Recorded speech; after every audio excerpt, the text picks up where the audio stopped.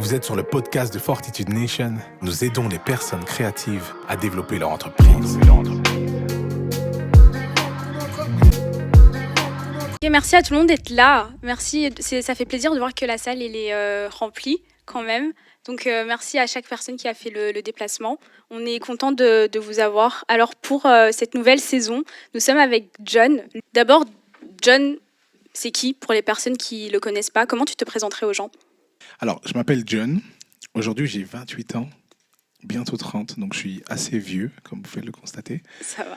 Je suis entrepreneur et artiste. Parenthèse, dans la salle, est-ce qu'il y a des entrepreneurs déjà ou des personnes qui veulent être entrepreneurs? À main levée. Incroyable. Ouh. Et est-ce qu'il y a des artistes?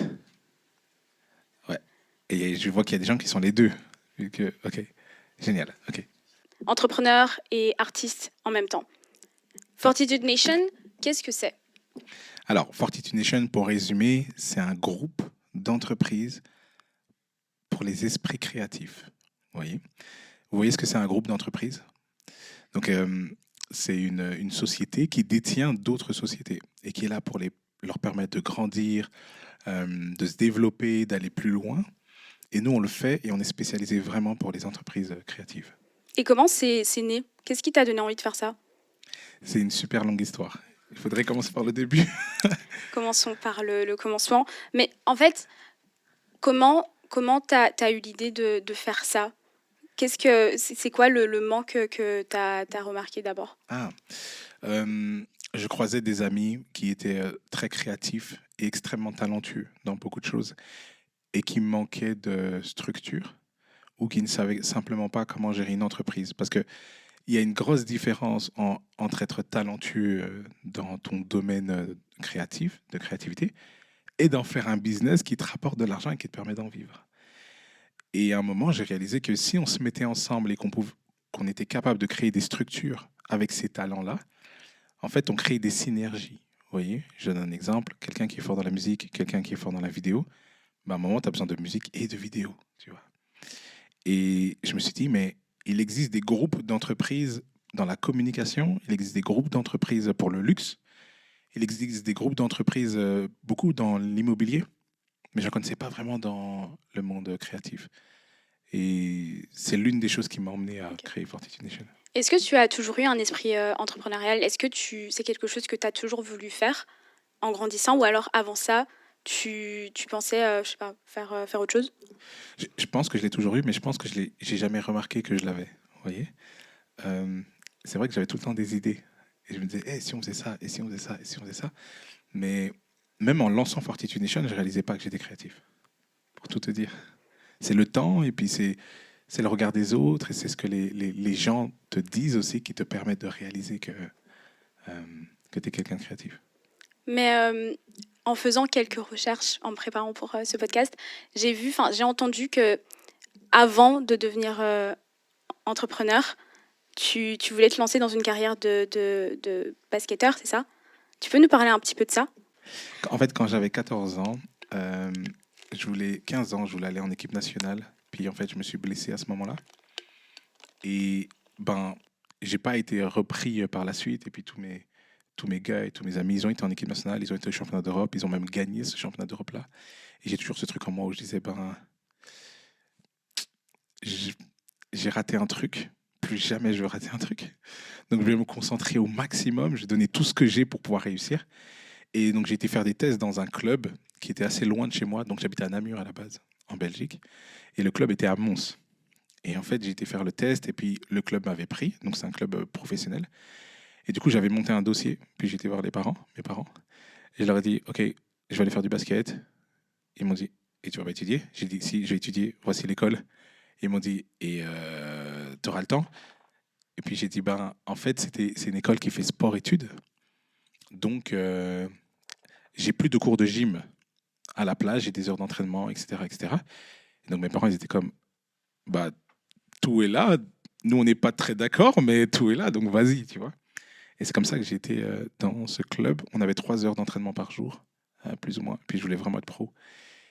Et puis au fur et à mesure, j'ai réalisé qu'il me manquait plein de choses. Puis ça, c'est un podcast à part entière. ce que j'ai découvert sur le terrain, ce que j'ai découvert sur moi, c'était vraiment intéressant. Mais j'ai réalisé qu'il me manquait plein de choses. Et puis, j'ai voulu être vrai avec moi-même. Et je me suis dit, ça me coûterait quoi d'atteindre l'objectif que je voulais atteindre? Et est-ce que je suis prêt à payer ce prix-là? Et j'ai réalisé en fait que ça coûterait extrêmement cher et que j- j'étais pas forcément. Je trouvais pas que ça en vaudrait le prix de payer ce prix-là pour cet objectif-là. Donc j'ai réalisé que peut-être le basket, c'est quelque chose que j'aimais et qu'il y avait des choses derrière le basket que je voulais, mais que c'était juste pas pour moi, tu vois. D'être professionnel. Et donc là, j'avais 17 ans. Et là, je me suis posé la question, je me suis dit, bah alors, qu'est-ce que je vais faire? Et en fait, à chaque fois que je dois prendre des tournants dans ma vie, je regarde toujours par élimination. Et je me dis toujours, ben, je commence en disant en quoi je suis bon. Et à cette époque-là, j'avais pris une classe de maths. Mais tous les gars en maths forts, ils étaient forts. Mais moi, pas. Et en fait, je savais que j'étais pas fort. Pourquoi? Parce que il commençait à mettre des démonstrations. Et le prof, il était en mode, bon, vous avez tous compris la démonstration, c'est facile, on peut passer des étapes. Et tout le monde est en mode, bah oui. Et moi, j'étais en mode, bah non. C'est quoi cette étape? Je comprends pas comment on passe de ça à ça. Donc, je savais que c'était pas intuitif. Donc, je savais que les maths, c'était pas pour moi. Et à côté de ça, il y avait un cours dans lequel je m'ennuyais un peu, qui s'appelait le cours de français, dans lequel la prof me faisait tout le temps des compliments. Elle me disait, mais t'es talentueux, mais c'est intéressant, mais nanana. Donc je me suis dit, peut-être que je suis fort en français. Donc je me suis dit, dans quoi est-ce que qui se rapporte au français et qui me permettrait d'avoir une porte ouverte sur beaucoup de choses pour me permettre d'être le plus ambitieux possible, alors que je ne sais pas exactement c'est quoi ma voie. Et en fait, quand j'ai regardé tout, c'était le droit. Mhm. Du coup, je me suis inscrit en droit. Ok.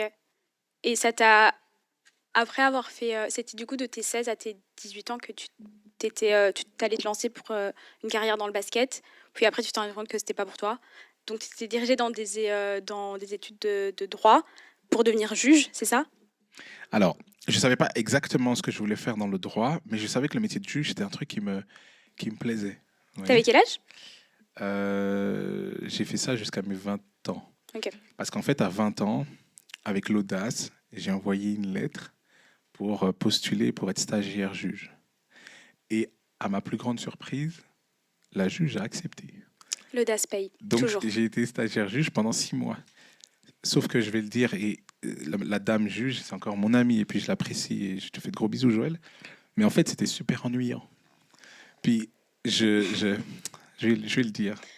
Je me suis déjà endormi à une audience, vous voyez. Genre, il y avait la juge, il y avait moi, et le gars, il plaidait.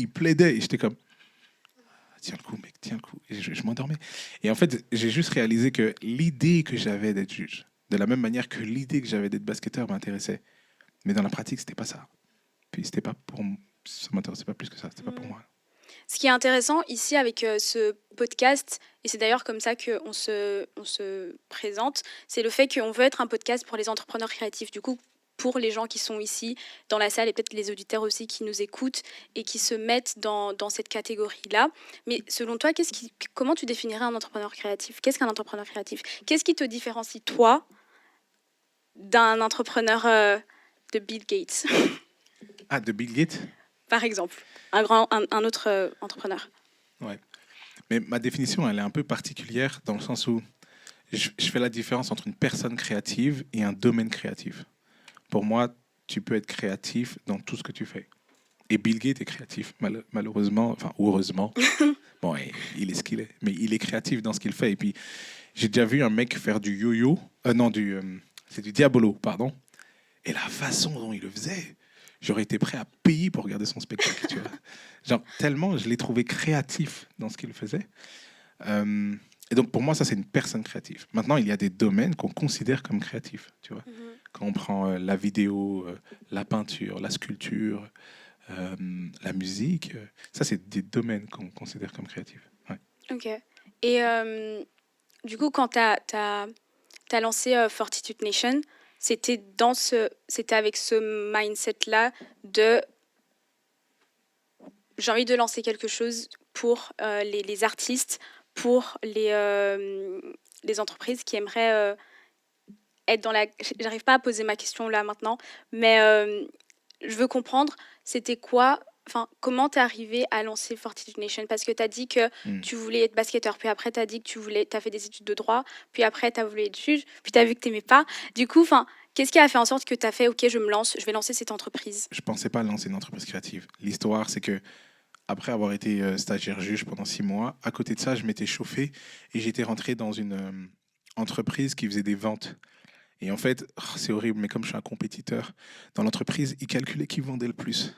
Du coup, je m'étais chauffé à la mort. Et donc, j'avais commencé à vendre de plus en plus. Et du coup, il m'avait dit, bah, génial, gère une équipe de vente. Donc, du coup, j'ai commencé à gérer une équipe de vente en parallèle avec mon stage, etc. Et en fait, l'école, j'y allais plus, quoi.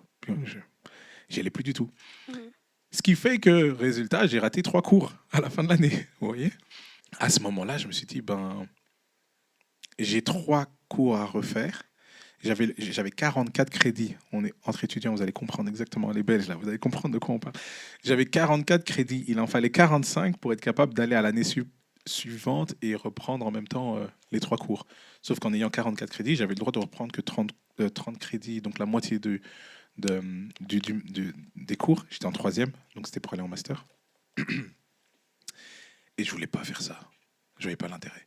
Mais donc j'étais en train de me dire, j'ai une demi-année qui me reste. En janvier, j'ai fini et je sais pas quoi faire le reste de mon année. Et en fait, je me suis chauffé, je me suis dit, je vais aller à l'université à Singapour. Parce qu'en fait, on m'avait dit que là-bas, il y avait plein de génies, il y avait plein de gens intéressants, c'était challengeant. Donc, je réfléchis et je me dis, mais comment est-ce que je vais faire pour aller là-bas? Et je me rappelle que j'ai une prof qui était super gentille avec moi et qui s'occupait de beaucoup de choses par rapport aux échanges pour les étudiants. Donc, j'étais la voir et je lui dis, ouais, voilà la situation dans laquelle je suis. Heureusement, j'avais eu des beaux points avec elle, en fait. C'est pour ça qu'elle m'avait apprécié. Donc, ayez des beaux points avec les profs gentils. Et donc, je lui dis, voilà la situation dans laquelle je suis. Et je réfléchis, je ne sais pas trop quoi faire, mais je pense peut-être aller à Singapour. Puis elle me dit, tiens, c'est drôle que tu me dis ça. Singapour, je ne sais pas, mais j'étais à Montréal il y a 2 jours. Et la doyenne de la faculté de droit m'a dit, si jamais tu as des étudiants, envoie-les-moi. Et elle me dit, est-ce que Montréal, ça tuerait? Je dis, bah ouais, je prends aussi, si ça va, je prends Montréal. Et là, elle dit, ok, super. Et alors, on rentre dans tout un processus pour pouvoir rentrer. En fait, c'est une histoire, c'est vraiment une histoire, mais on est rentré dans tout un processus pour que je puisse faire en fait une sorte de master qu'on appelle un micro-programme en 6. Donc, c'est un master d'1 an en 6 mois, vous voyez, pour les... Voilà. Je finis par être accepté, etc. Bon, je vous raconterai l'histoire en privé, si vous voulez. Mais je finis par être accepté, etc. Et puis là, je me retrouve là-bas, donc à Montréal. Et à Montréal, rien à voir avec la Belgique. Les étudiants vont à l'école 2 jours par semaine. Et ils appellent ça full-time. Et j'étais en mode, mais quel monde! Quel monde! Et du coup, les 3 autres jours de la semaine, tu peux faire énormément de choses. Et en fait, mes colocs, c'était des musiciens professionnels. Enfin, il y en a 2 en tout cas qui étaient d'un niveau professionnel à la musique. Et ce qu'ils ont fait, oui, quelque chose d'important qui n'a pas été dit, c'est qu'en première année de droit, comme mon année se passait très bien, je me suis dit, je vais m'ajouter quelque chose et j'ai créé un groupe de musique. Ça, c'est une parenthèse un peu importante. On retourne à Montréal. Quand je tombe dans cette colloque avec ces musiciens, ils voient que j'ai un groupe de musique. Donc, leur réflexe, c'est de me présenter à tous leurs potes. Et en fait, dans leurs potes, il y a des producteurs, etc. Et c'est eux, ces gars-là, qui m'ont dit, est-ce que ça te tente de venir jouer avec nous et faire une tournée, etc. avec nous? Et encore une fois, l'école. Je rendrais mes travaux parce qu'on pouvait le faire à distance, mais en fait, je tournais avec ces gars-là et puis je faisais de la musique. Et pendant tout ce temps, tu avais Fortitude Nation en tête ou pas? Pas du tout. Ok. J'avais pas du tout Fortitude Nation en tête. Et pendant que je faisais cette tournée avec ces musiciens, je voyais comment ils travaillaient. Et j'ai réalisé qu'en fait, être musicien, c'est réellement un métier. En fait, il y a toute une organisation, il y a toute une industrie, il y a tout un savoir-faire à travers ça. Okay. Et aussi, petite chose importante, j'ai croisé un homme qui est maintenant un ami. Juste avant que je rentre en Belgique, il m'a dit, le jour où tu veux lancer une entreprise, appelle-moi. Et je lui avais dit, il n'y a pas de raison que je lance d'entreprise. Donc, je ne sais pas pourquoi tu me dis ça. Et il me dit, moi, je suis prêt à investir en toi. Il y a un truc, donc appelle-moi. Mais je ne pensais pas lancer d'entreprise. Okay. Et quand je suis rentré en Belgique, vous vous rappelez, j'avais un groupe que j'avais créé. J'étais en mode, les gars, je sais comment on va faire pour être pro. Je sais comment faire pour percer. Et donc, j'ai appelé tous mes... Donc, j'étais en première année à l'université à ce moment-là. Et puis, vous trichez là. Ouais. Et à ce moment-là, j'ai appelé la plupart des gens que je trouvais talentueux en études de communication, des gens que je trouvais talentueux dans divers domaines.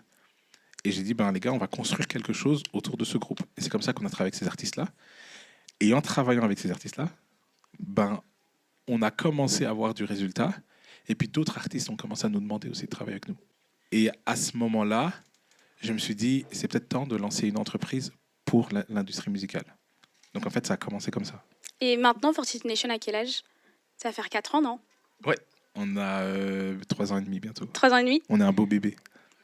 Comme les gens qui voient l'image derrière, t'es passé de ça à ça. Comment on passe de ça à ça en 3 ans et demi? Si quelqu'un ici veut lancer sa propre agence, enfin son entreprise aussi en tant que créatif, comment il fait pour en arriver au niveau que tu en es là? Même si bien sûr, Fortitude Nation est toujours en train de grandir, toujours en pleine croissance, mais ça n'empêche que tu es passé de quelqu'un qui n'avait pas de bureau, qui était tout seul, à toute une équipe qui est derrière toi. Mais en fait, l'histoire, c'est qu'une fois que j'ai voulu lancer l'entreprise pour les musiciens, donc un label finalement, je ne sais pas s'il y a des musiciens dans la salle, mais en fait, un label, c'est assez technique parce qu'il y a énormément de spécialisation dans l'industrie musicale. On parle des éditions, la gestion des droits d'auteur, on est en train de parler de production, tout ce qui est lié à la direction artistique et à la production musicale, et puis on est en train de parler de promotion, donc de licence souvent. Il y a des labels qui sont spécialisés que pour faire ça et d'autres que pour distribuer. Nous, on s'est lancé dans un label, en fait. Nous, on a ajouté la tournée. Donc, on s'est spécialisé dans la tournée, dans l'édition et la production musicale. Et à côté de ça, j'avais un de mes amis qui est trop talentueux. Mais il ne facturait pas. Parce que vous savez, comme la plupart des créatifs, on l'appelle, il fait des vidéos. On lui dit, ça coûte combien? Il dit, vous avez combien? Et puis, vous voyez, ça se fait comme ça, les deals. Et en fait, je le trouvais suffisamment trop talentueux que pour ne pas le faire. Donc, je lui ai dit, nous, nos artistes vont avoir besoin de vidéos. Mais je trouve ça intéressant que tu aies ton entreprise et puis qu'on puisse facturer, et puis, etc. Et c'est comme ça qu'avec cet ami qui s'appelle Eliel, Divik pour les intimes, donc on a monté cette entreprise qui s'appelle Divine Création et dans laquelle on s'est spécialisé en vidéo, en photo, en design et en direction artistique. Puis on travaille aujourd'hui avec des marques comme Rolex, etc. Quand on a monté cette entreprise avec lui, j'ai un autre de mes amis qui est venu me voir et qui m'a dit, enfin c'était l'ami de mon frère à cette époque, maintenant c'est mon ami, je l'ai volé à mon frère. Il est venu me voir et il m'a dit, moi je travaille avec un sportif et il devient vraiment connu. Mais on a des besoins de contrats de sponsoring et des droits à l'image, mais on ne sait pas comment on est censé faire ça. Et j'étais en mode, tu sais quoi? Je l'ai fait 2 fois, je l'ai fait une 3e fois, viens, on va monter quelque chose ensemble. C'est drôle, c'est comme si les opportunités venaient vers toi, en fait, à ce moment-là. C'est intéressant, parce qu'en fait, oui et non. En fait, la question, c'est plutôt comment est-ce que tu transformes les choses qui sont autour de toi. Tu vois? Et souvent, la question, c'est pas qu'est-ce que tu as, c'est qu'est-ce que tu en fais. Tu vois? Et quand j'ai vu mon ami Divik Eliel, j'aurais très bien pu dire hey, let's go, fais ton truc, courage, machin. Mais à la place, j'étais plutôt en mode tu sais quoi, on va en faire une entreprise. Et quand le gars est venu me poser la question aussi, qu'est-ce qu'on peut faire avec ce sportif? J'ai dit tu sais quoi, on va en faire une entreprise. Et là, j'ai réalisé que mon truc, mais en fait, c'est là que j'ai réalisé que toutes ces personnes-là, elles sont talentueuses, mais elles n'ont pas de structure. Et on a ce besoin d'oser voir loin et de se donner les moyens d'aller chercher les rêves qu'on veut avoir. Et je dis, les gars, on va prendre ce risque-là ensemble. Et vous savez quoi, je vais même monter un groupe d'entreprise. Comme ça, s'il y a d'autres personnes qui, elles aussi, rêvent d'aller loin et qui ont ce besoin, on aura les moyens de pouvoir accomplir ces choses-là et créer des spots pour chacun d'entre nous. Et le fait d'avoir des entreprises créatives différentes, dans des domaines différents, mais qui peuvent se compléter, ça fait que nous rendre forts. Et ça fait couvrir de plus en plus d'opportunités. Et c'est comme ça que là, j'ai commencé à penser à Fortitude Nation. Et pour l'histoire, il fallait de l'argent pour commencer une entreprise. Et pour l'histoire, j'avais pas d'argent pour commencer une entreprise. Et c'est là que je me suis rappelé, vous vous rappelez du gars que j'ai croisé là à Montréal, qui m'a dit le jour où tu relances une entreprise. Et du coup, je l'ai appelé, c'est 3 ans plus tard. Et puis je lui ai dit, il y a 3 ans, tu m'avais dit ça. Est-ce que tu es toujours partant? Il m'a dit, il te faut combien? J'ai donné un montant, c'était des chiffres.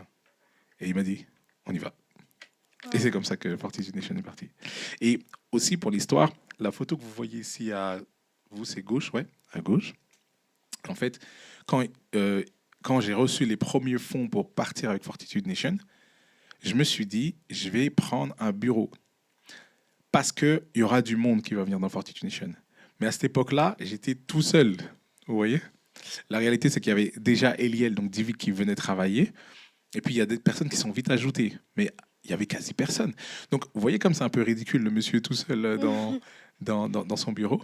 Mais en fait, en 2 semaines, il y a 4 personnes qui sont ajoutées. Et puis, en fait, ça fait que grandir. Et ça, c'est l'image que vous pouvez voir.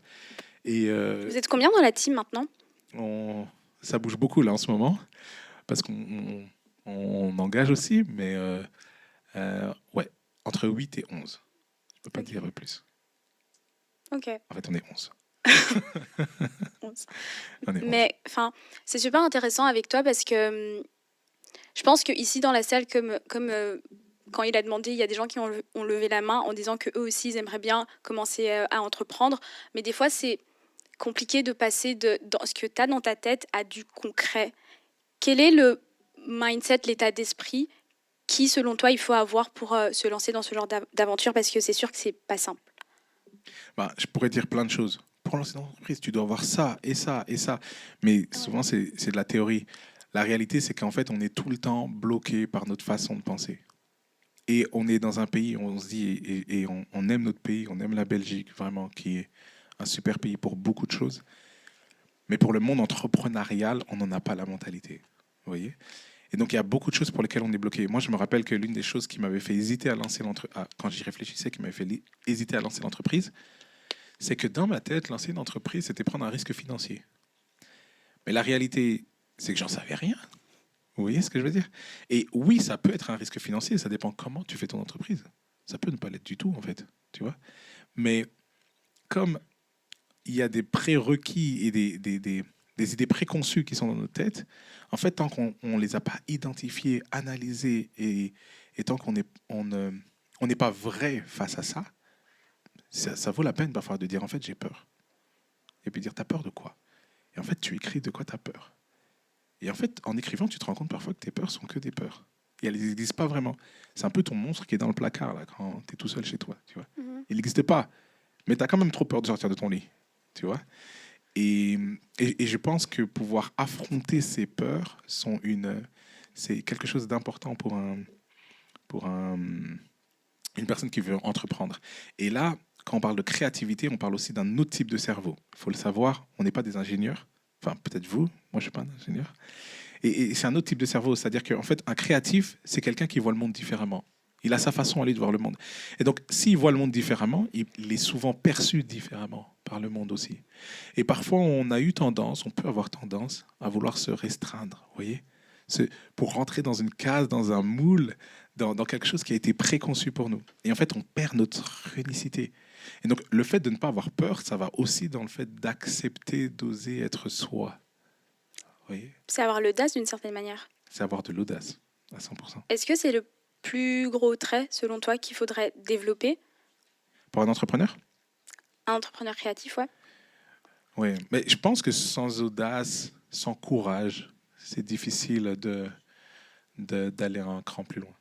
C'est vraiment difficile. Et c'est à juste titre, hein, on a 1 million de raisons d'être inquiet de beaucoup de choses. Et la plupart des inquiétudes qu'on a parfois, j'allais dire que les inquiétudes que tu as, non, que l'on a parfois, c'est des inquiétudes qu'on nous a mis dans la tête. Tu vois, tu vas dire à quelqu'un, hey, je vais faire ça. Il va te dire, oh, t'es sérieux? Mais tu te rends compte? Mais c'est super dangereux. Et nanana, et nanana. Et en fait, la personne en face de toi, elle a des peurs qu'elle projette sur toi.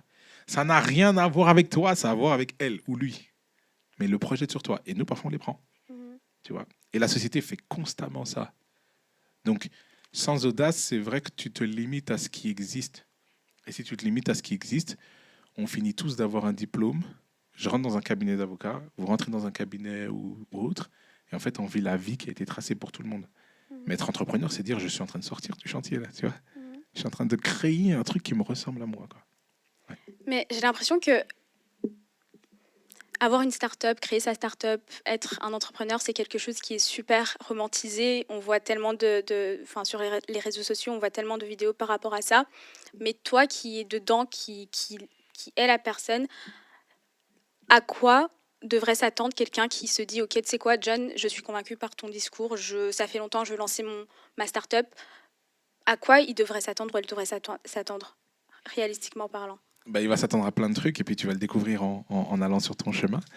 Mais c'est vrai que c'est romantisé. Les entreprises sont un peu à la mode aujourd'hui parce que, un, la flexibilité, etc.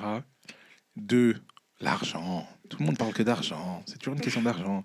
Et comme les entrepreneurs sont sur Terre, la plupart le plus souvent ceux qui ont, en tout cas ceux dont on parle en tant qu'entrepreneur, c'est les personnes qui ont souvent réussi. Et ceux qui ont réussi, souvent on parle de beaucoup, beaucoup d'argent. Et en fait, partout où tu as de l'argent, ça attire les gens. Donc je pense que c'est romantisé pour ça. Mais aujourd'hui, je réalise à quel point on doit absolument aimer le chemin. Tu vois, on doit aimer le processus. Ce que je dis est horrible, mais limite, tu as un problème, tu devrais être en mode « je suis trop content, let's go ». Non, mais c'est fou. Mais parce qu'en fait, le problème que tu as aujourd'hui, il est en train de te travailler.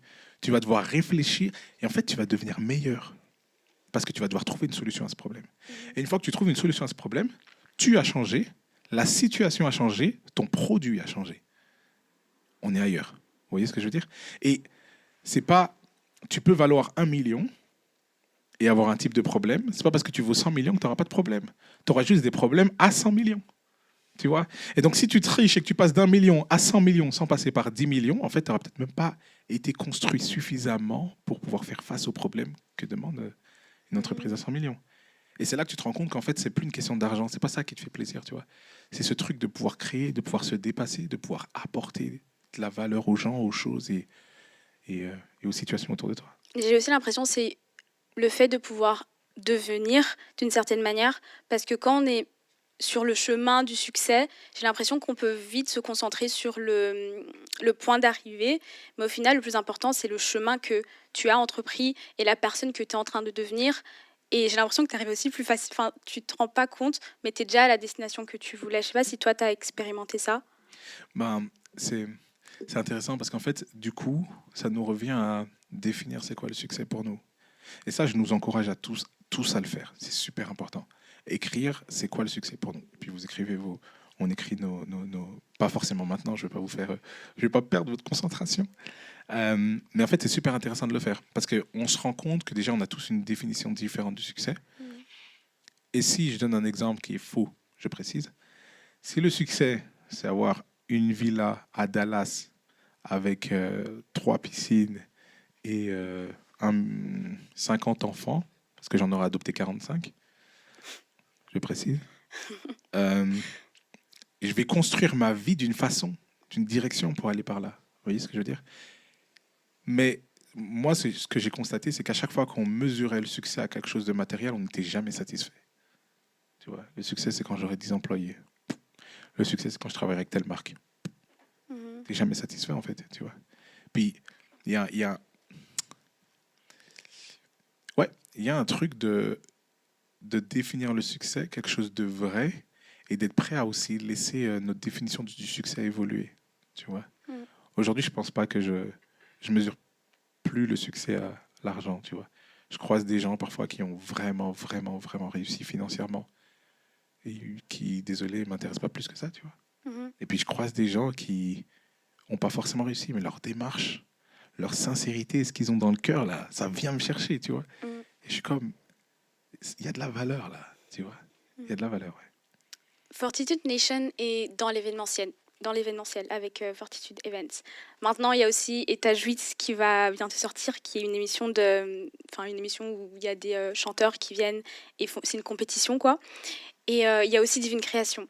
Il y a aussi Fortitude Records pour les artistes. Tellement de choses. Enfin, j'ai jamais vu une entreprise comme ça et c'est ça qui est trop cool. Mais comment vous faites pour gérer tout ça? Comment vous faites, tout simplement, avec toute cette organisation et toutes ces différentes entreprises, en fait? C'est littéralement la guerre. C'est vrai. En fait, en ce moment, chez Fortitude Nation, donc on a le label qui s'appelle Fortitude Records, dans lequel on a signé 5 artistes.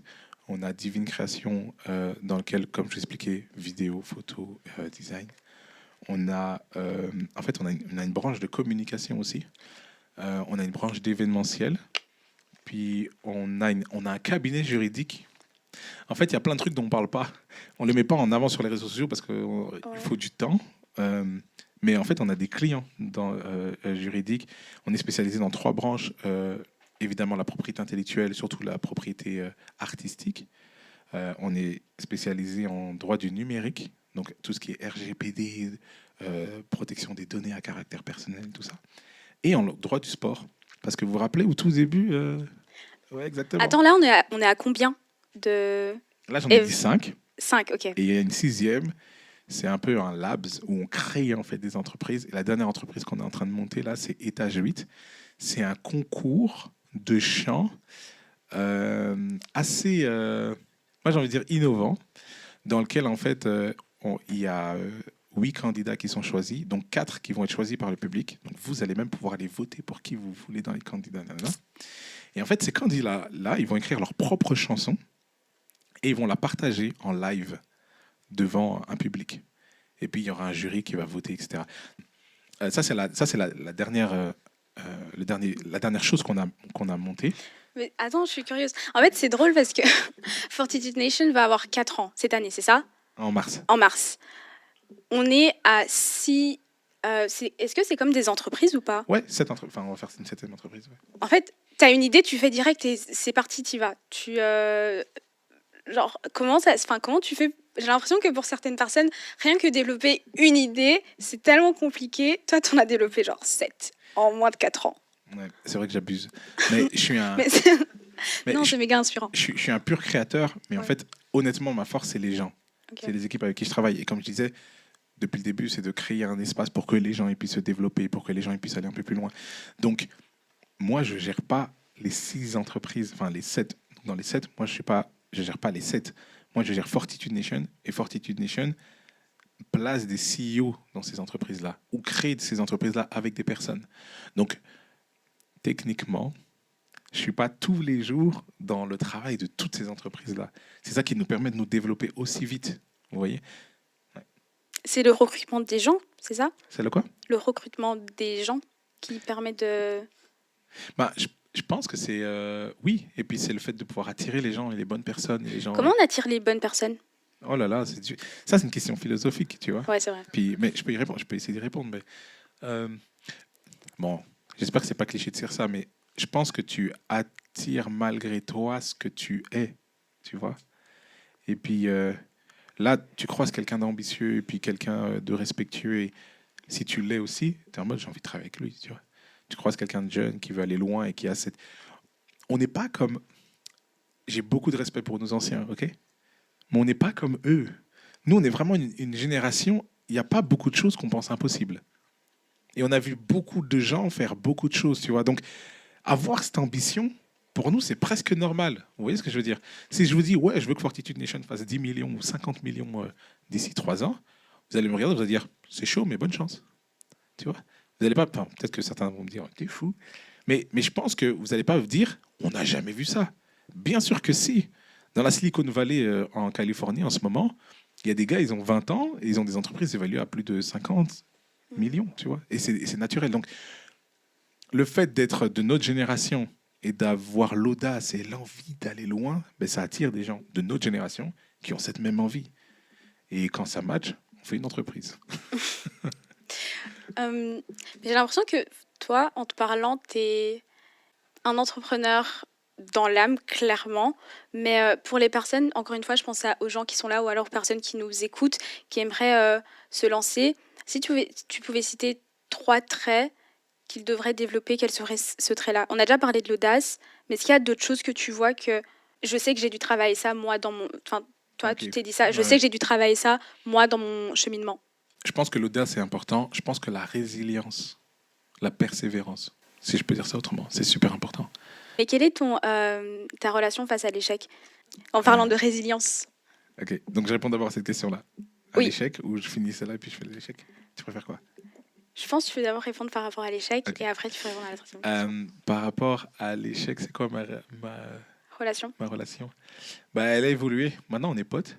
À la base, c'était pas, je m'entendais pas très bien. La première fois que j'ai vécu l'échec, enfin un gros échec qui est venu me chercher, c'était, comme je vous expliquais, au moment où j'ai échoué Alors, j'ai pas été repris en équipe nationale. J'ai vraiment vécu ça comme un gros, gros échec. Tu sais, le moment où on m'a dit non, j'avais froid. Vous voyez, rien. Je- J'avais plus de sensations. Je voulais plus rien, tu vois. Et je pense qu'à cette époque-là, pour moi, l'échec était une injustice. Je disais, c'est injuste. Ça n'a pas de sens et tout. Et la deuxième fois que j'ai vécu un gros échec, je fais des raccourcis, hein. Désolé, on parlera en privé si vous voulez, mais la deuxième fois que j'ai vécu un gros échec, c'était ce moment où j'ai raté à l'université, donc en troisième, et j'ai dû refaire cette année-là. À ce moment-là, j'ai commencé à voir l'échec comme une opportunité. Parce qu'en fait, j'ai échoué, mais je me suis dit, ça craint, mais j'ai quand même échoué. Et du coup, le fait d'avoir échoué fait que je suis dans une situation dans laquelle j'ai du temps. Qu'est-ce que je vais en faire? Et donc, ça, c'est la deuxième fois. Et en fait, depuis, j'ai théorisé l'échec. J'ai eu besoin de le faire dans ma tête. Je vais vous expliquer, vous allez comprendre. Je vais donner l'exemple du basketball, parce que c'est celui dans lequel j'ai été. Quand j'ai peur de rater, je vais prendre le moins de shots possible. Si je prends 2 shots et que j'en rate un, ça veut dire que j'en ai marqué un, on est d'accord? Donc j'ai 50% de réussite, on est d'accord? Si je suis un peu plus courageux et que j'ai le même pourcentage de réussite, j'en prends 10. J'en rate 5, mais j'en ai marqué 5. J'ai marqué 5 shots, mais j'ai raté 5 shots. Si j'en prends 100, et si j'en prends 1000, autrement dit, si j'en ai pris 1000, j'ai raté 500 fois. Soit 499 fois plus que la personne qui a pris 2 shots. Mais j'ai le même taux d'échec. Est-ce que tu comprends ce que je veux dire? Mais pourtant, j'ai mis 500 shots. Je sais pas si vous voyez ce que... C'est pas juste. Je fais des erreurs en mode. Non, mais tu vois ce que je veux dire? Et aujourd'hui, je le vois comme ça, l'échec. C'est en mode, en fait, tu dois prendre ton shot. Et ça fait partie du jeu. Tu prends ton shot, des fois tu marques, des fois tu rates. Et c'est pas parce que tu rates que ça dit quelque chose sur toi. Tu vois? J'ai aussi l'impression que, au final, dis-moi ce que tu en penses, mais on apprend plus de l'échec que de la réussite, en fait. Ouais, parce que l'échec il nous met dans un inconfort. Quand tu réussis, tu ne te poses pas la question de à quel point je suis bon, à quel point. En fait, tu ne te poses pas la question, tu continues. Let's go. Et c'est une bonne chose. La réussite, c'est important aussi. Hein, parce Oui, que bien sûr. c'est un moteur qui te permet d'aller de plus en plus loin. C'est très important. Mais l'échec, c'est ce truc qui devrait te garder humble. Tu vois? Et je dis qu'il devrait parce que parfois, l'échec, ça ne nous garde pas humble. Parfois, l'échec, ça crée de une rancune, comme ça, une rangueur, tu vois. Tu deviens jaloux des gens, tu te dis pourquoi pas moi, etc., etc.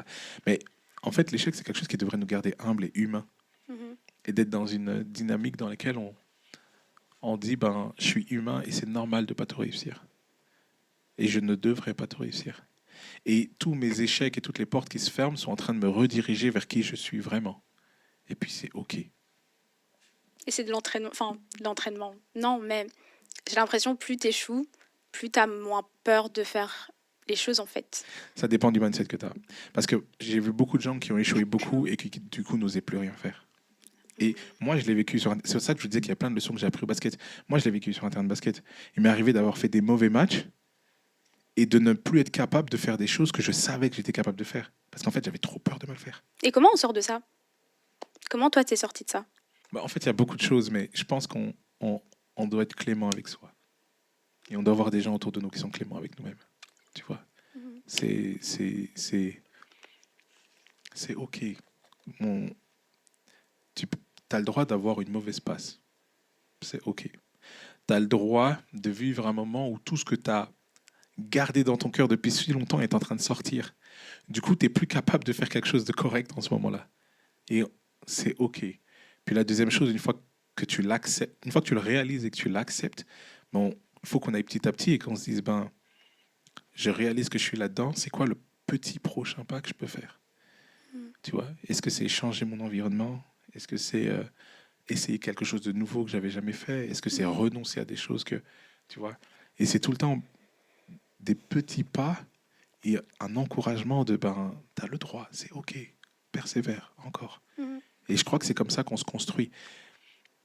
Tu sais que tu peux te construire sur du vent. C'est-à-dire? Ça veut dire que je pourrais bomber le torse comme ça et dire, vous savez, moi, dans la vie, je rate rien. Dans 5 ans, je suis le meilleur. Tu vois, Ouais. on peut se construire sur du vent. Et en fait, c'est sur mon ego que tu te construis, tu vois. Et ça fait encore plus mal quand tu tombes. Ou tu peux te construire sur qui tu es vraiment, tu vois. Et le qui tu es vraiment, il prend du temps. Mais en fait, le plus dur parfois, c'est de se regarder dans la glace et de dire c'est moi. Coucou, c'est moi. Tu vois. Parfois, c'est dur. Mais quand tu construis à partir de là, tu construis sur du vrai. Et c'est là où, pour moi, j'appelle tous, avec l'équipe, on a des petits codes comme ça, tu vois. Puis moi, j'appelle ça la terre. Tu es en train de construire une terre dans laquelle il peut pousser des choses, tu vois. Et je dis ça aussi à l'équipe, je dis les gars, on est en train de construire des projets et plein de choses, mais le plus important, c'est pas les projets, c'est nous. C'est qui nous sommes que nous sommes en train de construire. Parce que si aujourd'hui on échoue, ça arrive. Admettons au pire, fortitude, oh mince, on a échoué. Mm. Mais en fait, si on s'est construit nous, on peut recommencer. Ok. Mais si on ne s'était pas construit nous, et on avait bombé le torse, on avait construit sur de la paille, on recommence comment? Mhm. Du coup, on a l'audace, la résilience par rapport à l'échec. Quel est le troisième trait? Mais moi, j'allais dire l'authenticité, du coup. L'authenticité, ok. Le fait d'être vrai avec soi-même et de nous entourer de gens qui sont vrais avec nous-mêmes. Et je pense que c'est la meilleure façon pour construire. Mais après, il y a plein d'autres choses que tu pourrais rajouter pour être un entrepreneur, tu vois. Mhm. Puis, il faut avoir faim. On le dit pas assez en Belgique. Hein. Mais moi, quand quelqu'un vient me dire je vais être le meilleur, je lui dis que le meilleur gagne. Tu vois. En Belgique, en général, on dit je vais être le meilleur. Oh, il est orgueilleux. Non, mais il faut avoir faim. Tu vois. Tu dois avoir un drive à l'intérieur de toi, tu vois, qui te pousse à te lever le matin et à dire je vais aller plus loin. Je vais faire plus. Il y en a certains dans la salle que je connais ici qui ont des drives. Mais je vais faire plus et donc voilà. Mais il faut analyser d'où vient ton drive. Ça, c'est une autre question, mais ça, c'est super important aussi. Pour pas que ton drive soit posé sur du verre, sur de la paille, mais que ce soit sur une bonne terre, tu vois. C'est encore un autre débat. Ça. Est-ce que, selon toi, tout le monde peut le faire? Est-ce que tout le monde peut se lancer? Je sais pas si c'est Henry Ford qui disait ça. Il y a un homme qui disait celui qui dit qu'il peut pas, il a raison. Et celui qui dit qu'il peut, il a raison. Toi, t'as dit je peux. Et Moi, t'as j'ai fait. décidé pour moi. Mais en fait, moi, je déciderai jamais pour les gens. Je dirai jamais à quelqu'un tu peux pas. Et je suis en mode c'est ton problème. Tu veux ou pas? Comme je disais au début, ça va bientôt faire 4 ans que Fortitude Nation est là, est né. Quel est le plus grand challenge que t'as eu jusqu'à présent et quelle est la leçon que t'en as tirée? Waouh. Je vais être honnête avec vous. Je vais pas faire le mec qui parle de challenge. En fait, le plus grand challenge que j'ai vécu et que je vis avec Fortitude Nation, je le vis maintenant. Et si je dis je vais être honnête, parce que souvent on dit les choses qui sont passées. Vous voyez, ça c'est facile. En fait, c'est maintenant le plus gros challenge, tu vois. C'est ce moment où tu sais que tu as quelque chose qui pour l'avenir est porteur. Tu vois toute la jeunesse à qui c'est un projet qui parle et qui pourrait se retrouver là-dedans. Tu vois le potentiel, mais tu sais que les personnes qui te permettent d'aller un cran plus loin, notamment certains types d'investisseurs et autres, ne sont pas encore capables de le voir parce que tu n'as pas encore été chercher les résultats qui leur parlent à eux. Tu vois. Et pour avoir les résultats qui leur parlent à eux, mais en fait, il te faut avoir les ressources que eux ont. Tu vois. Et donc, tu es dans un truc où tu es en mode créativité. On doit trouver un moyen d'avoir les résultats que nos concurrents, enfin que les grosses entreprises ont, avec une équipe de jeunes en moyenne, on a quoi, 24 ans, 25 ans, tu vois. Le plus vieux, c'est toi, non? Je sais pas, ouais. Ouais. Vieux, entre guillemets. Ah non, je suis pas le plus vieux. Tout au bout, vous voyez, elle s'appelle Nicole. C'est celle qui gère le département, le cabinet juridique. Elle est à Paris. Elle travaille de Paris. Ok. Puis c'est... Oh, elle va m'en vouloir. J'ai dit qu'elle était plus âgée que moi, peut-être. Je sais pas. Ouais, j'aurais pas dû elle. dire vieux. Et puis, ouais. Après, on a des freelances et tout. Il y a beaucoup de personnes qui sont plus âgées que nous. Et on travaille avec beaucoup de collaborateurs qui sont plus âgés que nous. Mais effectivement, je veux dire, notre équipe de base, la moyenne, on a peut-être 25 ans, tu vois. Et c'est quoi la plus grande force de Fortitude? T'as beaucoup parlé de ton équipe. Mais on est... En fait, la première chose, c'est l'ambiance que tu retrouves. Enfin, c'est le mood dans lequel on est. Tu vois, moi, je dis toujours à l'équipe, je suis reconnaissant parce que quand on doit faire face à quelque chose de difficile, je suis content d'être avec eux. C'est pas des gens qui ont peur. Tu vois, c'est des gens avec qui on peut serrer les coudes, tu vois. On peut être créatif. On est très agile à cause de notre âge et notre type d'entreprise. Donc, on sait se retourner très facilement et prendre de nouvelles décisions et essayer de nouvelles choses très rapidement. D'ailleurs, on change parfois trop souvent. Enfin, on change beaucoup de choses rapidement, mais on est très agile. Je pense on est vraiment, j'ai envie de dire, novateur et puis visionnaire, tu vois. Et on est porté par une vision qu'on comprend et on sait que c'est pas aujourd'hui. On sait que c'est plus tard là que les gens vont comprendre. Ils vont dire mais c'est une dinguerie. Et je dis tout le temps aux gens, notre objectif, notre but, c'est de tenir jusqu'à ce moment-là. Là, ils comprendront. Et c'est super drôle. J'en parlais récemment, mais vous voyez Facebook, quand ils ont été lancés, parce qu'aujourd'hui Facebook ça vous dit plus rien. Mais quand Facebook, quand Marquis il a lancé Facebook, il y avait que les universités qui connaissaient Facebook. Il y avait que les jeunes comme nous qui connaissaient Facebook. Et quand ils en parlaient aux investisseurs et autres, on leur disait, mais de quoi tu me parles? Ça marchera jamais ton truc, tu vois. Et, et je pense que nous, on est dans ce truc où je suis très reconnaissant de toucher la jeunesse, le public qu'on touche, et puis ouais, je suis très reconnaissant pour ça. Et en même temps, c'est challengeant parce que c'est une question de vision, c'est une question d'avenir. Ouais. J'ai aussi l'impression qu'en tant qu'entrepreneur, c'est l'impression que j'ai, qu'il faut être super bon dans la prise de décision. Comment on peut discerner une bonne décision d'une mauvaise décision? Quand toi, tu fais face pour régler un problème qui arrive. En plus, j'ai l'impression qu'en tant qu'entrepreneur, ton job, c'est de littéralement trouver des solutions à des problèmes. Je sais pas si tu vois ça aussi. Est-ce qu'il y a une technique que tu installes pour faire, OK, il y a ce problème qui vient d'arriver, voilà le processus pour trouver la bonne solution pour ce problème, pour faire grandir l'entreprise? Oui, spécifiquement, il y a plein de petites choses sur lesquelles qu'on pourrait aborder en disant une bonne solution, ça ressemble à ça, il faut faire attention à ça, à ça, à ça. Mais pour moi, il faudrait des cas concrets. Parce que pour moi, la sagesse et le fait de prendre une bonne décision, c'est en fonction des situations. Tu vois. Mais je vais répondre à ta question et finir en même temps la question que tu avais posée la dernière fois. Comme ça, je fais Trop fort. Une petite pirouette. Tu m'avais demandé c'est quoi le truc le plus difficile que je vis en ce moment. En fait, pour finir la question, donc comme je disais, c'est que on est en train d'être drivé, de grossir. Il faut des ressources, il faut des grosses ressources pour continuer à grossir, etc.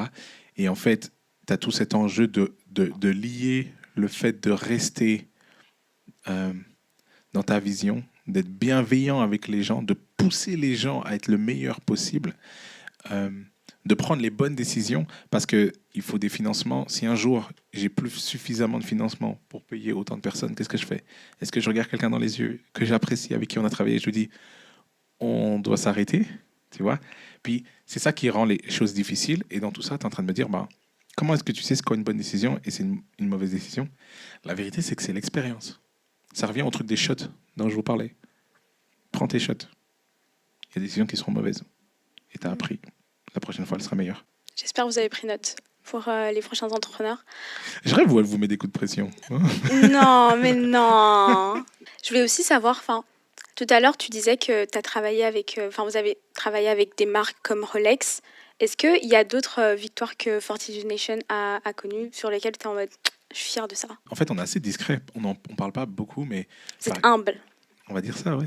Par exemple, le sportif dont je vous ai parlé, peut-être que vous le connaissez, il s'appelle Patrick Abirora. Vous le connaissez ou pas? Mugiwara sur les réseaux, puis là c'est connu. Et en fait, c'est l'un de nos gars avec qui on a lancé tout ça, qui s'appelle Guy, qui Mucho No Love sur les réseaux, qui en fait on a travaillé il a travaillé avec lui, on l'a accompagné et jusqu'à ce que on continue à travailler avec lui, notamment au côté juridique. Je pense. On a fait des tournées avec Crazy Hope. En fait, on a le groupe dont je vous ai parlé au tout début, qu'on a continué à développer.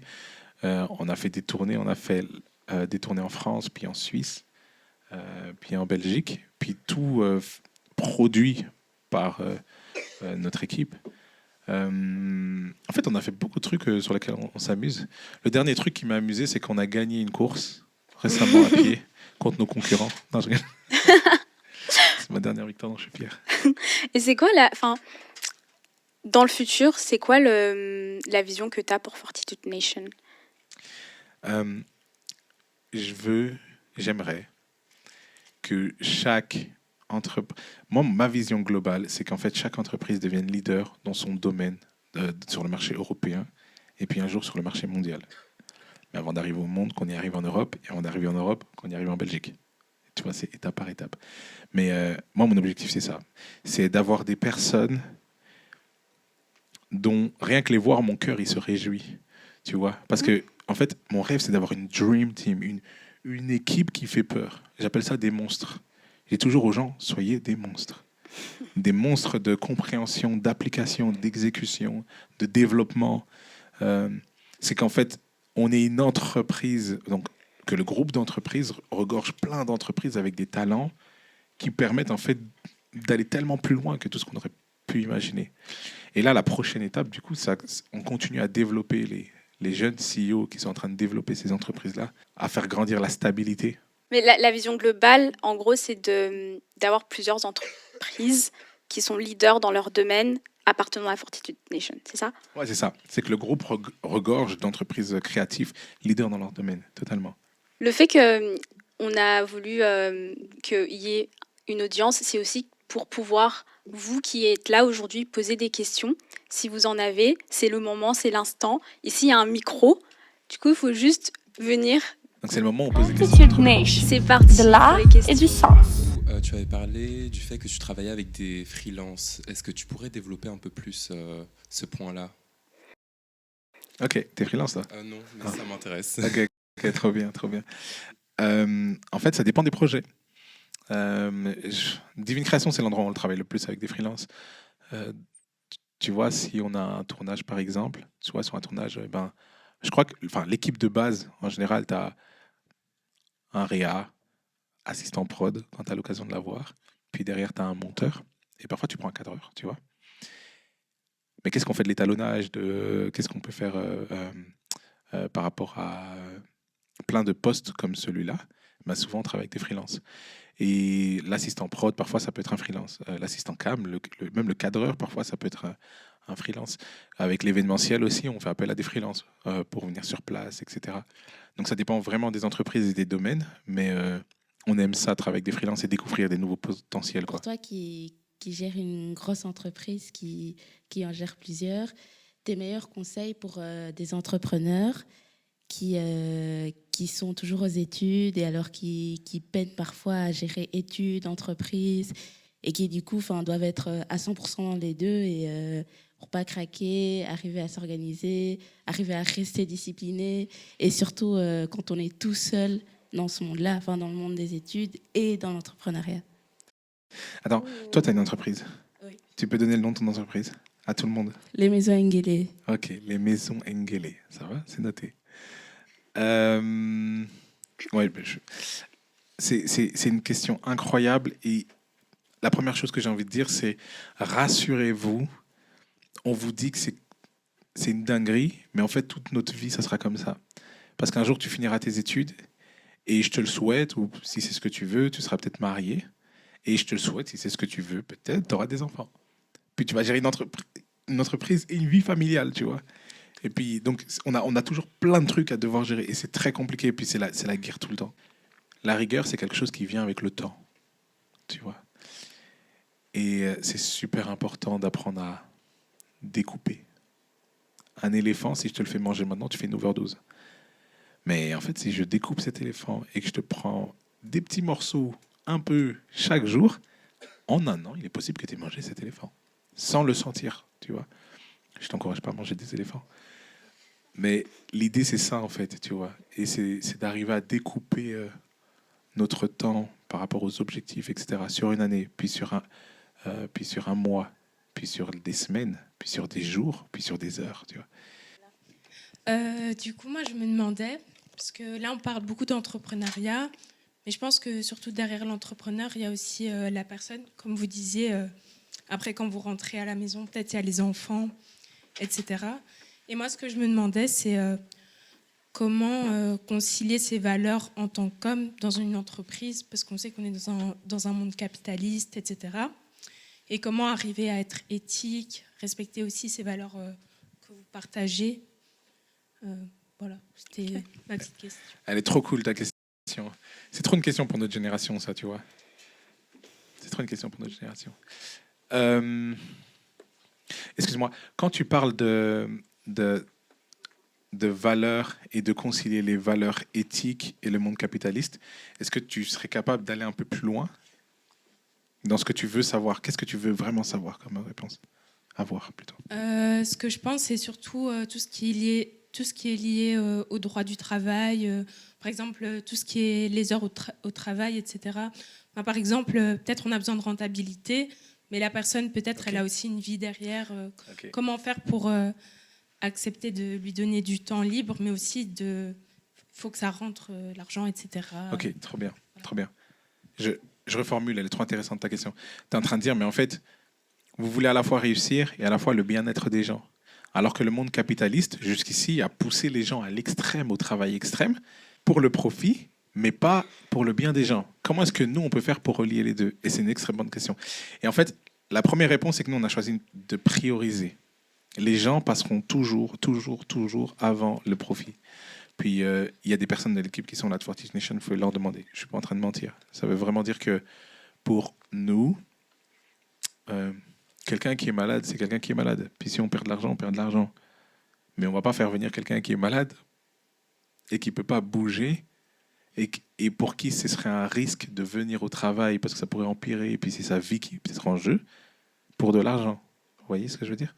Et en même temps, on a beaucoup basé notre système sur la responsabilité. C'est-à-dire que quand quelqu'un nous dit « je ne peux pas », on le respecte. Mais on croit que s'il dit « il ne peut pas », c'est qu'il ne peut pas. Vous voyez ce que je veux dire? Ça, c'est vraiment les éléments sur lesquels nous, on a basé notre mode de fonctionnement. Et par exemple, nos équipes sont super libres de pouvoir faire leurs horaires souvent. Ce qui compte pour nous, c'est qu'on arrive à un résultat et qu'on s'organise ensemble pour qu'il y ait un ordre dans ce résultat. Tu vois. Maintenant, c'est très challengeant parce que ça nous demande, cette flexibilité-là nous demande aussi beaucoup de communication et d'évolution. Et parfois, on se rend compte que certaines méthodes ne fonctionnent pas. On a déjà été en sous-production. Donc pas assez productif parce qu'on a été trop justement sur l'humain. Et là, on a dit, bon, ok, ça, on va quand même rectifier. Parce que malgré tout, l'humain, parfois, pas tout le monde, mais ça arrive que tu lui donnes ça et qu'il a envie de prendre ça. Tu vois? Et donc là, écoutez, maintenant, non. Et puis il nous est arrivé de dire, là, on a peut-être été dur. Peut-être qu'on devrait un peu plus laisser cette personne s'exprimer de cette façon, etc. Tu vois? Rebonsoir, monsieur Jonathan. Yann. Ma question, c'est comment est-ce que Jonathan Mombou gère les critiques? Oh, c'est une très bonne question. Comment je gère les critiques? En fait, j'ai une règle. Je crois que je me pousse à prendre le moins de choses personnellement possible. Je dis le moins parce que parfois c'est difficile de ne pas le prendre personnellement. Mais en général, j'estime que quelqu'un qui parle à un instant T, souvent ça n'a pas à voir avec moi. Si tu as eu une mauvaise journée ou si tu ne sais pas gérer ta colère et que tu me dis des trucs blessants, ça a à voir avec toi. Par contre, dans ce qui m'est dit, j'appelle ça le tri. Vous voyez, il y a beaucoup d'informations qui sont dans notre tête, vraiment beaucoup, que les gens nous partagent. Et je trie en mode, qu'est-ce qui est bon pour moi, qu'est-ce qui peut m'aider et qu'est-ce qui ne m'aidera pas. Tu vois. Et je garde ce qui peut m'aider, ce qui ne m'aide pas, je le laisse. Et ton entourage, dans le début de ta carrière, est-ce qu'ils t'ont critiqué, soutenu? Comment ça s'est passé? Pas de tes parents, mais de manière générale. Ouais, mais tes amis. C'est une très bonne question. Voilà. En fait, les gens, en fait, il y a une continuité dans la façon dont je suis, etc., qui fait que les gens autour de moi, ils étaient en mode, on n'a rien de spécial à dire. Par contre, j'ai travaillé et puis j'ai rencontré beaucoup de gens qui, eux, recevaient les critiques et me les donnaient. Tu vois. Et la vérité qu'on a pris cher. Et la vérité qu'on prend parfois cher encore, tu vois. Parce que pour beaucoup de gens, c'est inconcevable. C'est en mode, mais qu'est-ce qu'il lance? Pourquoi? Comment? C'est quoi ce risque? Il y a des gens qui disaient ça au début, qui aujourd'hui y croient et commencent à dire, en fait, c'est beau. Mais il y a des gens encore aujourd'hui qui découvrent aujourd'hui et qui se disent, on voit pas trop, ça va aller où ce truc, etc. Tu vois. Voilà, okay. Merci beaucoup. Ouais, mais ça répond suffisamment à ta question? Exactement. Oui. Est-ce que la question que tu te poses, c'est pour toi savoir comment est-ce qu'on devrait trier les critiques? Non, de manière générale. Ouais, t'as raison. Surtout aujourd'hui, avec les réseaux sociaux, là. Exactement. Tu fais un truc qui fonctionne. Punaise. Moi, je crois qu'il y a des gens, ils ont un métier temps plein pour commenter les trucs sur les réseaux sociaux. C'est impossible autrement, tu vois. Et il analyse tout et il te critique de fou. Mais lui, il fait rien. Tu vois ce que je veux dire? Ah. Mais Rien, t'es pour trop revenir à sa question, enfin, par rapport aux critiques, mais tu as toujours eu cette mentalité-là. Comment tu as développé ça? Mais je crois que je suis très provocateur, Ah, indirectement. Quand je dis provocateur, ça veut dire que... C'est pas que je provoque les gens, c'est que j'ai toujours été en mode « t'en penses quoi ?» Et les personnes en général sont en mode politiquement correct. C'est bien, ça va. Je dis « non, t'en penses quoi ?» Est-ce que c'est du... Et en fait, il y a des gens qui se lâchent et qui disent « bon, en fait, je trouve que c'est tellement du caca ce que t'as fait. » Tu vois? Et je pense que j'ai tellement eu l'habitude de prendre et de trier, etc., qu'aujourd'hui, je suis en mode, ben, je crois que tout s'entend. Tu vois? Récemment, je crois que le plus difficile, c'est les critiques qui viennent toucher ton identité. Je pense que ça, c'est le plus difficile. Parce que ça te pousse à te remettre en question. Et si elle n'est pas suffisamment bâtie, tu peux totalement douter de toi-même et te dire peut-être que ce qu'il a dit, c'est ce que je suis. Ça, c'est difficile, tu vois. Mais je suis en mode, même quand ça m'arrive, eh ben, faire face à ça me pousse à construire encore quelque chose de solide, tu vois. bonne réponse. Très, très bonne réponse. Personne suivante? Ok. Est-ce que au quotidien, tu dirais vraiment que, en fait, ton entreprise, elle t'apporte plus que... Attends, parce qu'il faut que ce soit clair. Elle t'apporte plus à toi, quotidiennement. Elle te drive, etc. T'es challengé et t'arrives à atteindre les objectifs que tu veux. Ou alors, vraiment, parfois, tu te sens dans une cellule et tu dis, wow, dans quoi je me suis mis? Il y a trop de... Je suis dans trop de bourbier. Ok. Est-ce que ta question, c'est de dire, est-ce qu'il t'arrive des jours où tu regrettes et tu dis, mais qu'est-ce que je fous à gérer tout ça? C'est vraiment beaucoup. Ouais, en fait, c'est ça, genre, t'es over-drivé par le truc, genre, Ah ouais. t'es trop débordé, en fait. Alors oui, à la mort. Non, mais à la mort. Il y a des fois, je me lève et je me dis, qui m'a envoyé? Vraiment, bien sûr, vraiment. Et puis, non, il y a des fois où je me dis vraiment, qui m'a envoyé, tu vois? Mais je me rappelle tout le temps. En fait, c'est fou. J'ai discuté récemment avec un ami qui travaille, il a un chouette travail, un ingénieur d'ailleurs. Et il a mis beaucoup d'argent de côté, etc., etc. Et il me disait, ben voilà, j'ai plein d'argent de côté. Je dis, cool, tu vas en faire quoi? Je dis, je sais pas trop. Faudrait que j'investisse par-ci, par-là. Je sais pas. Et en fait, j'étais en mode, je suis content d'être là où je suis. Tu vois? C'est dur, mais c'est ma place. Et ça me ressemble, ça a ma forme. Tu vois? Et ça me déforme aussi, des fois. Mais c'est l'endroit où je suis et ça en vaut la peine. Et c'est ça que je disais, c'est d'être content du processus. Tu vois? Donc parfois, je suis en mode punaise, qui m'a envoyé? Comment est-ce qu'on va sortir de ça?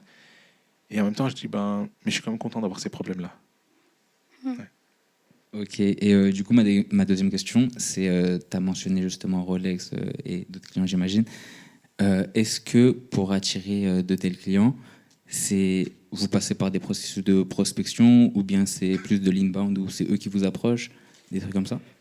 Ça, c'est une question intéressante. Ça, c'est une question de vente. Toi, t'es dans la vente Ouais, je suis freelance vidéaste, donc je fais des vidéos et le montage, etc. Ah, Donc, c'est ça.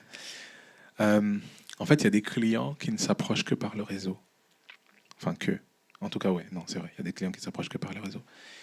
Et plus tu évolues en réseau et plus tu sais discuter avec certaines personnes qui soit savent te mettre en connexion avec d'autres personnes, soit sont les personnes décisionnaires. Et c'est eux qui finissent par te dire, tu sais quoi, j'ai envie de travailler avec toi. Tu vois. Puis c'est un peu ce qui nous est arrivé avec ce genre de marque comme Rolex, notamment. C'est le réseau qui nous emmène à ça. Ouais. Ok. Mais je vais quand même te dire ma théorie par rapport à la vente. En fait, je trouve que ce qui est idéal pour moi, c'est la théorie selon laquelle tu attires plutôt que tu pourchasses. C'est important de faire les deux. Mais ce que je trouve intéressant dans le fait d'attirer, c'est que si ton branding te ressemble et est réellement toi, les gens que tu vas attirer sont des gens qui comprennent ta valeur, qui comprennent qui tu es et ce que tu pourrais leur apporter. Et pour moi, tu gagnes beaucoup de temps. Parce qu'en fait, quand ce n'est pas le cas, les clients qui viennent, c'est des clients à qui tu dois expliquer qu'est-ce que tu leur apportes et l'expliquer pourquoi tu as ce prix-là.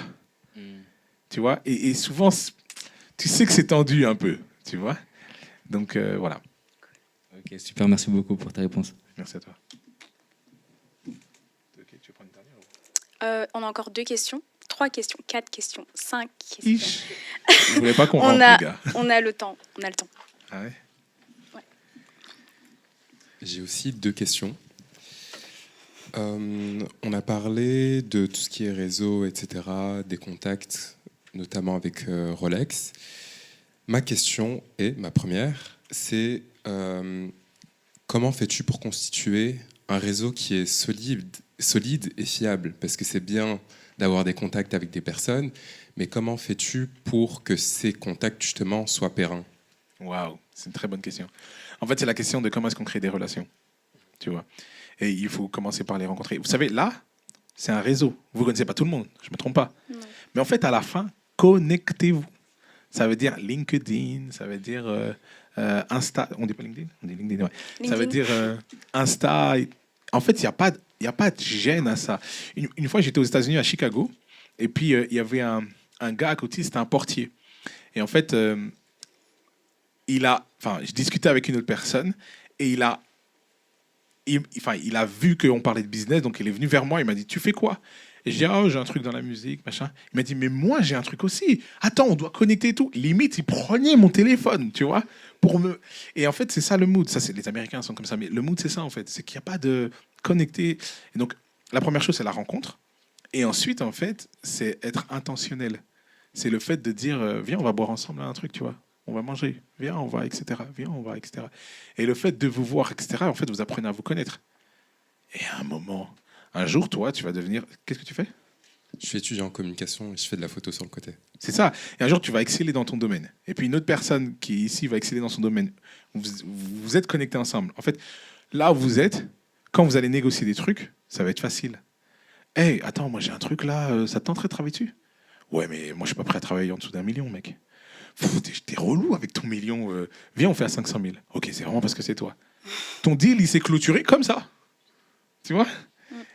Et donc, oui. Donc, je pense que c'est rencontrer, aller aussi aux endroits hein, puis, où vous pouvez rencontrer des gens qui sont dans votre domaine, c'est super important. Et puis, quand vous connectez avec quelqu'un, essayez d'être intentionnel et de le voir, etc. Tu me dis ça, ça me rappelle, il y a plein de gens à qui je dois écrire là. Je rigole. Ma deuxième question, tu gères ou bien tu as plusieurs entreprises entre guillemets à ta charge. Je ne sais pas si c'est correct. Mais ça amène forcément à gérer plusieurs projets. Et ma question c'est comment tu fais pour jauger si un projet est assez bien pour le financer ou pas? La sous-question de ce que tu es en train de demander, c'est comment est-ce que tu fais pour prioriser et pour savoir dans quoi est-ce que ça vaut la peine de mettre ton énergie. En fait, c'est ça que tu es en train de demander. Exact. Et ça, c'est le nerf de la guerre de tout bon gestionnaire. Tu vois? Et la première partie de la réponse, c'est il faut prendre des shots. T'essayes et parfois tu te rends compte que mince, en fait, nous sommes trompés. Ça, c'est pas une priorité. J'ai discuté avec le directeur des recherches et développement d'une société qui s'occupe de moteurs. Et en fait, eux, ils travaillent notamment pour des moteurs comme Mercedes, etc. Et ils expliquaient que Mercedes, Apple aussi, ont fait un projet avec eux pour des moteurs.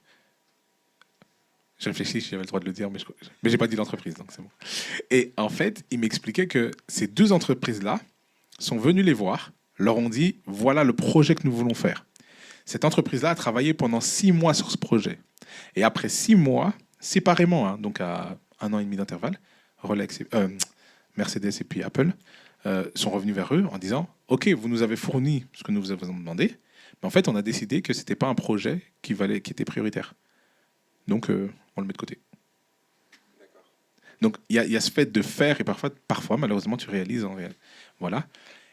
Et puis, si tu as le temps et que tu as l'équipe pour le faire, c'est l'analyse. Ah, je regarde notre adjoint de direction ici, né, là, qui me regarde et fait ouais. Non, mais c'est l'analyse, en fait. C'est le fait de dire, tu as planifié exactement tes objectifs. C'est quoi tes objectifs dans 1 an, dans 6 mois, dans 3 mois, dans 1 mois, etc. Et par rapport à tes objectifs, c'est quoi tes priorités? J'ai lu récemment que Steve Jobs réunissait ses équipes et il disait écrivez tout ce que vous faites comme tâche. Et les gars écrivaient. Puis il dit maintenant, par rapport à notre objectif, c'est quoi les 3 choses c'est quoi les 3 choses les plus prioritaires? Il sélectionnait, il disait tout le reste, vous effacez. Vous pouvez retourner travailler. Donc, voilà. Ok, parfait. Et justement, tu as parlé d'analyse. Quels sont ces points d'analyse sur lesquels vous vous attardez pour voir si le projet est bon ou pas? Ouais, je sais, je suis un peu chiant. C'est pas chiant du tout. C'est des questions qui sont super importantes pour la gestion, tu vois. Mais il y a énormément de données et ça dépend aussi de où on en est. Mais la question de c'est quoi les ressources pour réaliser ce projet? C'est quoi les KPI? Il y a beaucoup de gens comme ici. Donc tu vois de quoi on parle quand je parle de KPI? Vite fait. C'est quoi les c'est quoi les indicateurs de c'est quoi les indicateurs de performance et c'est quoi qui nous permet de déterminer ensuite les retombées du projet? Tu mets beaucoup d'énergie pour un projet qui te rapporte 1 alors que tu as un autre projet qui pourrait te rapporter 10. D'accord. Ce serait bête de mettre de l'énergie dans un projet qui te rapporte 1, tu vois. Donc c'est quoi les retombées, c'est quoi les ressources, c'est quoi le temps de développement de ce projet? On a vraiment beaucoup de choses, mais pour moi, ça dépend surtout de tes objectifs. Tu vois. D'accord. Ok. On a encore le temps pour... merci pour ta question. Ouais, On a merci. encore le temps pour peut-être 2 questions. Donc, on va prendre les gens qui ne sont pas encore venus. Oui. Bonsoir, je m'appelle Adem et j'avais une question que je trouve plutôt importante. C'est comment fais-tu pour choisir les personnes avec qui tu travailles ou tes collaborateurs? Ouais, t'as raison, c'est trop important. Ça, c'est la clé, par contre. Non, c'est vraiment important. Ouais. C'est vraiment important. Bah, nous, on a cette notion de terre dont je t'ai parlé. Enfin, dont j'ai parlé. Mais en fait, c'est une notion... On se fie à 2 choses qui sont super importantes pour nous. La compétence, évidemment, joue. Et on a une règle qui est folle, mais à chaque fois qu'on veut faire entrer quelqu'un dans l'entreprise, il faut qu'elle soit meilleure que les personnes qui étaient là avant. Tu vois? Meilleure dans le domaine dans lequel elle rentre. Ok, il ne faut pas être meilleur dans tout. Mais ça, c'est quelque chose qu'on a vraiment à cœur de pouvoir faire. Donc, la compétence est super importante.